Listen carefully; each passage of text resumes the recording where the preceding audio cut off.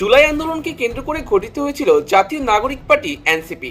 এরপর প্রথমবারের মতো তারা অংশগ্রহণ করেছিল জাতীয় সংসদ নির্বাচনে। জামায়াত 11 দলীয় ঐক্যজোট থেকে তারা 30টি আসনে অংশগ্রহণ করেছিল। এর মধ্যে 6টি আসনে তারা জয়লাভ করেছে।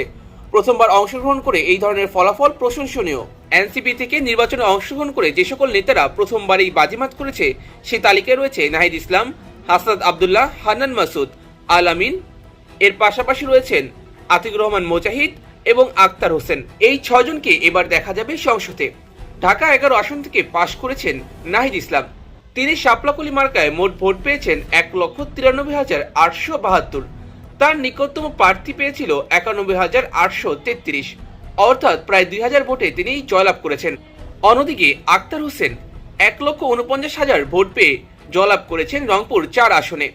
অন্যদিকে কুমিল্লা 4 আসনে কোনো প্রতিদ্বন্দ্বিতা করতে পারেনি হাসনাত আবদুল্লাহর প্রতিদ্বন্দ্বী। তিনি একেবারে সহজভাবেই সেখানে জয়লাভ করেছেন। হাসনাত আবদুল্লাহ মোট ভোট পেয়েছে প্রায় 1,65,583। নোয়াখালী 6 আসনে হান্নান মাসুদ জয় পেয়েছে এবং সেখানে তিনি ভোট পেয়েছেন 91,899। নারায়ণগঞ্জ 4 আসনে প্রায় 1,06,000 ভোট পেয়ে পাশ করেছেন আল আমিন। অন্যদিকে কুড়িগ্রাম 2 আসনে আতিকুর রহমান মুজাহিদ পেয়েছেন 1,78,869 ভোট।